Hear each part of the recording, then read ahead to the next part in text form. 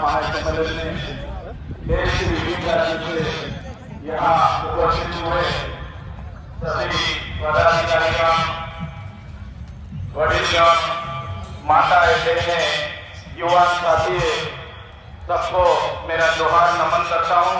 गुरुकुलाम जिंदाबाद करता हूँ।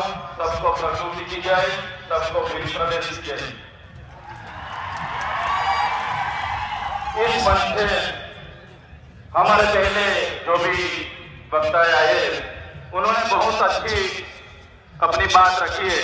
ज्यादा बात में नहीं रखूंगा। काफी सारे एमएलए बैठे हैं, हमारे साथी मित्र राजकुमार जी बैठे हैं, तो उनको भी हमको सुनना है, तो ज्यादा बात में नहीं रखूंगा। लेकिन साथियों, हमारा इतिहास गौरवशाली इतिहास रहा है। जब से धरती पे मानव सभ्यता का अस्तित्व हुआ, मानव सामाजिक और मानसिक शारीरिक मनुष्य का विकास हुआ, तब से आदिवासी धरती पर है। आदिवासी यानी आदि अनादि काल से बसने वाला, उसको हम आदिवासी कहते हैं। तो इस मंच से मैं कहना चाहता हूँ, आज आदिवासी को अलग अलग नाम से पुकारा जाता है। आदिवासी के नाम से अलग अलग योजना बनाई जाती है। आदिवासी की अस्मिता मिटाने के लिए आपने देखा होगा, आदिवासी को आज शेड्यूल्ड ट्राइब, जनजाति, वनवासी, वन बंधु के नाम से भी आज बुलाया जाता है। तो इस मंच से सभी मेरे साथियों को निवेदन करता हूँ, तो आदिवासी को बचाने के लिए हम कोई वन बंधु नहीं है, हम कोई वनवासी नहीं है, हम आदिवासी है, आदिवासी ही हम रहेंगे। साथियों, आदिवासी का इतिहास डॉक्टर जीतूभाई ने बताया कि 23,000 साल से यहाँ आदिवासी रह रहा है। आदिवासी का स्वभाव सरल था, संवेदनशील थे। आदिवासी प्राकृतिक पूजक थे, प्राकृतिक मूल्यों को जतन करते थे, सामाजिक भावना साथ में रखते थे, सहकारी भावना रहती थी। और हमारी संस्कृति, हमारी परंपरा, हमारी विधि, जो भी हमारी मरण विधि है, लग्न विधि है, हमारी जन्म की विधि है, सभी हमारे आदिवासी की अलग है। हम प्रकृति के साथ में रहने वाले लोग हैं, हम धर्मपूर्वी हमारी संस्कृति में मानने वाले लोग हैं। तो आपने देखा होगा, आगे की वक्ताओं ने बताया कि जब भी इस देश में नए नए धर्म आए, वो चाहे हिंदू हो, मुस्लिम हो, सिख हो, ईसाई हो, बौद्ध हो, जैन हो, सभी धर्म आदिवासी के बाद इस धरती पर आए हैं। और हिंदू जैसे धर्म ने तो हमारे समाज में आपको पता होगा कि वर्ण व्यवस्था प्रथा रखी थी कि भाई पहले ब्राह्मण होगा, बाद में क्षत्रिय होगा, वैश्य होगा, अन्य शूद्र में हमारे लोगों को माना जाता था। हमारे आदिवासियों को 5,000 सालों से हमारी गिनती शूद्र में होती थी। हमको शिक्षा लेने का अधिकार नहीं था, हमको कहीं भी जाने का अधिकार नहीं था। बाद में आपने देखा होगा, इसी हालत में भी देश के आजादी में हमारे कई सारे स्वतंत्र सेनानी लड़े, हमारे क्रांतिकारी लड़े, हमारे पूर्वज लड़े।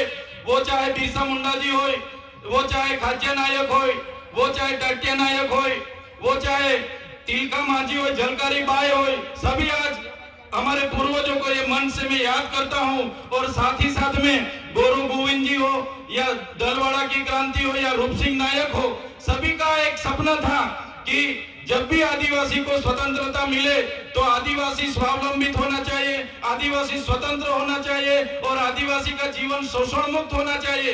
लेकिन देश की आजादी के बाद भी जो सभ्य संस्कृति के लोग जो शासन में आए, जब भी अपने समाज को जो सुसंस्कृत मानने वाले लोग आज देश के शासन में आए, देश में संविधान लागू हुआ। संविधान का आमुख कहता है कि ये देश का संविधान, हम भारत के लोग ये देश के संविधान के तहत हमारे देश के लोगों को हम समानता, स्वतंत्रता और बंधुता देते हैं। लेकिन आज भी आदिवासी को समानता नहीं मिली, आज भी आदिवासी को स्वतंत्रता नहीं मिली, आज भी आदिवासी को दूसरी कास्ट में बंधुता नहीं मिली। इसलिए हम कहना चाहते हैं, हम कई सारे कार्यक्रम करते हैं और कई सारे मंच पर भी हमारी व्यक्तिगत बात हम रखते आ रहे हैं। आज भी हम इस मंच से रखेंगे।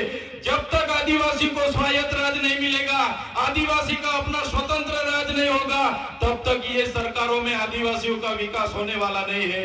हमको तीनों और चारों राज्यों, वो चाहे मध्य प्रदेश हो, महाराष्ट्र हो, गुजरात हो, राजस्थान हो, सभी नेतागण यहाँ बैठे हैं, सभी बुद्धिजीवी लोग यहाँ बैठे, कर्मचारीगण यहाँ बैठे। मैं मेरी व्यक्तिगत तौर पे से एक बात रखना चाहता हूँ, हमको आने वाले दिनों में हमारा जो भील प्रदेश था उसको लेने के लिए हमें आवाज उठाना पड़ेगा।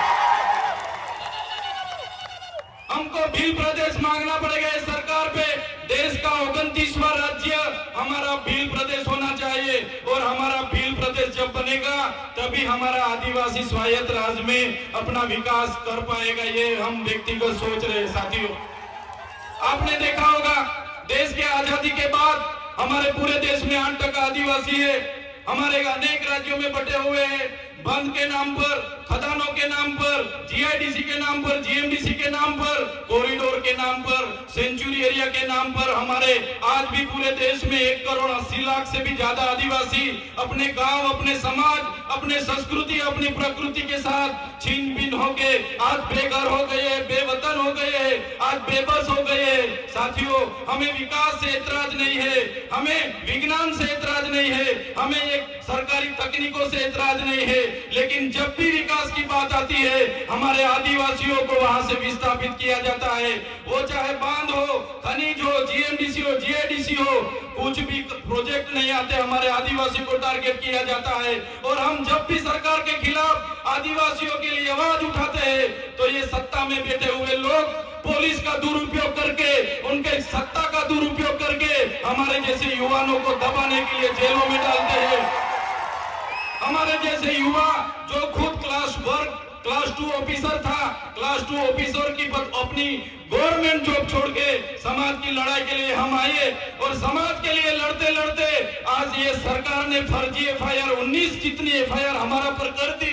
और काफी सारे नेता हमारे समाज के ही है, वो शासक पक्ष में है, फिर भी हमारे जैसे युवाओं को आगे बढ़ने नहीं दे रहे। हमारे जैसे युवाओं को कैसे गिराया जाए वो हमारे ही नेता सोचते हैं। तो इस मंच से मैं कहना चाहता हूँ, हमारे पूरे देश से, विभिन्न राज्यों से लाखों आदिवासी माताएं, बहनें, वडीले, युवा साथी यहाँ आए। हमें आने वाले दिनों में हमको आदिवासी की अस्मिता बचाने के लिए चिंतन करना होगा।